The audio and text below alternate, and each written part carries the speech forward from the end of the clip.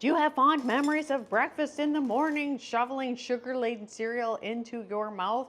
I certainly do. I mean, at least we had to get up to change the channel, but that probably didn't make up for the massive sugar rush and crash that we were going to feel. I actually used to have cereal, like, and maybe I would put have Cheerios, and I would pour like a spoonful of sugar over top, like 1 or 2 spoonfuls of sugar. And then I think that I would do that with something like Fruit Loops too. Let me know if you did the same thing. Now, with my kids, when they were little, I thought cereal was a perfectly acceptable breakfast.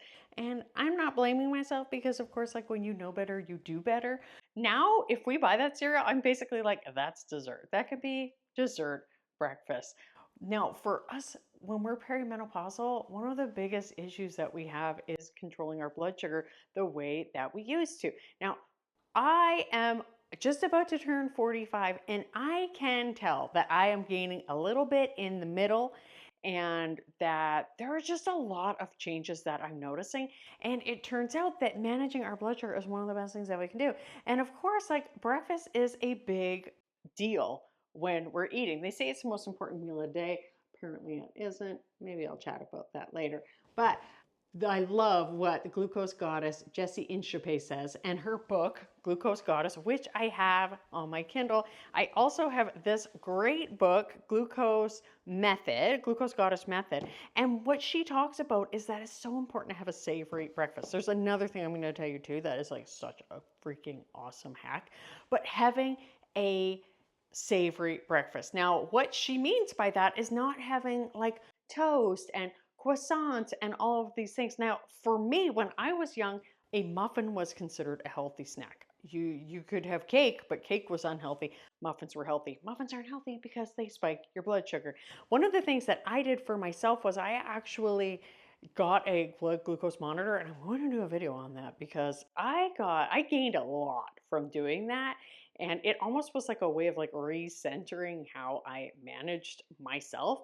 But what I'm going to do is cook breakfast for myself while I explain to you the savory breakfast technique. So the first thing Jessie explains in her books and on her awesome Instagram is that veggies are your very best friend. And I absolutely love peppers and I love tomatoes, but they mess with my rosacea. So what I do most mornings is I will have some cucumber. Sometimes I will even start the day with some broccoli. And I'm going to be honest with you, I don't actually feel like eating vegetables first thing in the morning, but I know that by eating vegetables, what I'm doing is actually making sure that my blood sugar doesn't spike when I eat like something appropriate. So when you eat these vegetables, especially if you eat something even like more fibrous like broccoli, all of that fiber sort of like clumps together in your digestive system, and it slows down the absorption of the carbohydrate. Now I take this, and usually I will literally just sit here and eat this.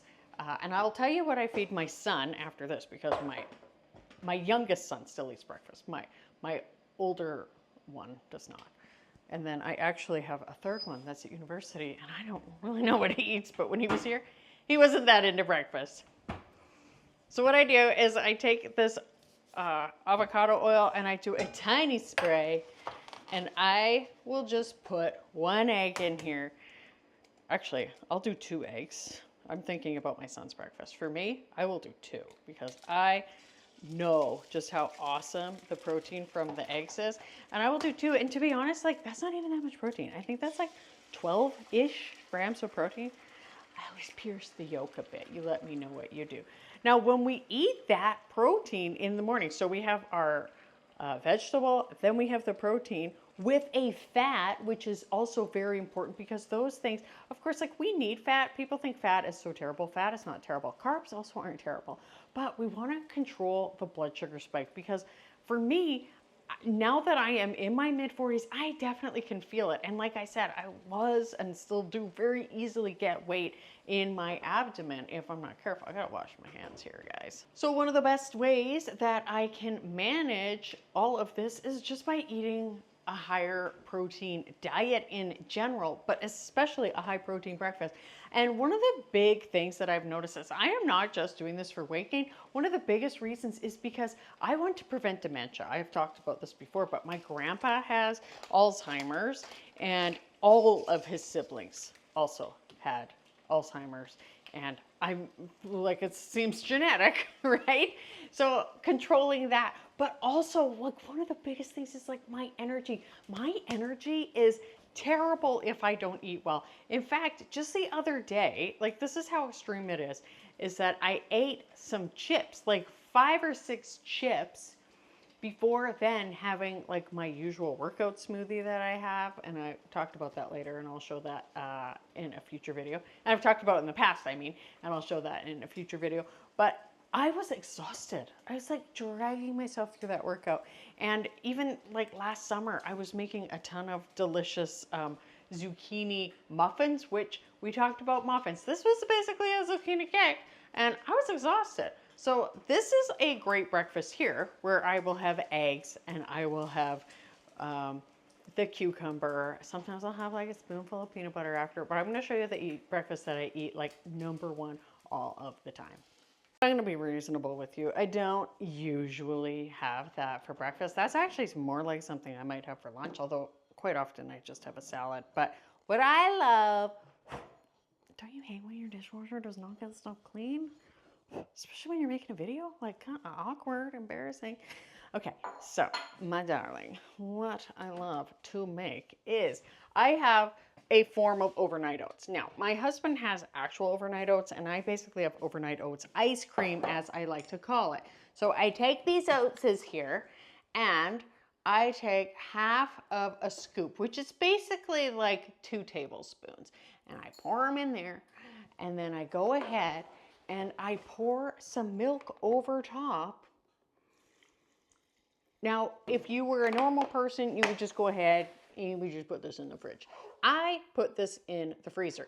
Now, I have had people comment that yes, like the phytic acid comes out when you soak it, and that's good for you. Like the vitamins come out when you soak it overnight, and that's what you should do. Now, what I could do, and maybe I will try doing, is go ahead and stick it in the fridge and then put it in the freezer in the morning, just because I like sort of the ice cream consistency that happens when I put my protein powder in, because you're going to see how I mix this up after, and it is absolutely delicious. So in the morning, of course, after I have a cup of tea, which you know I love, and I always have it in my Ember Mug, which I'll link below, I will make my breakfast. Now, I put this diesel protein powder in. You can use any protein powder you want. This one is a whey one, and it's like a good one, because diesel has like 2 kinds of protein powder, and this is the better one. 27 grams of protein per scoop.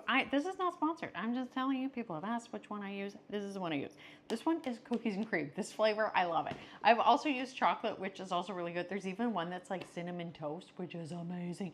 And then I add in these delicious bran buds. So I put the bran buds in, I put this in, I break it all up, I mix it all up. It's delicious. I add in my vitamin D, and then I take my omega-3s in it. So there's that option, which is not technically savory because it is kind of sweet. I just like it. It's like ice cream. And actually, what's funny is Jessie Inchopate, she doesn't actually even say eat vegetables in the morning. What I like about Jessie so much is that she wants it to be super accessible. So she's being realistic. And she's a person that grew up in France where she had like Nutella for breakfast all the time. I'm just like playing with that, by the way. And so, yeah, like this would be a great breakfast. This is a savory breakfast. But instead, what do? Like, go ahead, I eat my cucumber, and then I eat my delicious ice cream bowl. Now, what could you do? Do you eat toast for breakfast every day? What do I make my son every breakfast? Well, let me tell you. I go ahead and I cook him up an egg. He's very particular about it. He doesn't want it browned on the bottom. He wants it just so. That's fine. I also chop up a vegetable. Usually it's like a pepper or cucumber, because I'm usually having the cucumber out for myself. And then I give him peanut butter toast. He wants peanut butter toast, which of course is great. It's fine. It's good to have peanut butter toast if you want peanut butter toast, because that's got the fat in it. I used to think that peanut butter had a ton of protein. Apparently a lot of other people thought that too. It doesn't. It doesn't have a ton of protein. Even this one, we're going to look at the quote bad peanut butter first. This is the delicious Kraft peanut butter, and I prefer the light one, but my Costco doesn't sell it anymore. And technically this is definitely not something I should be eating.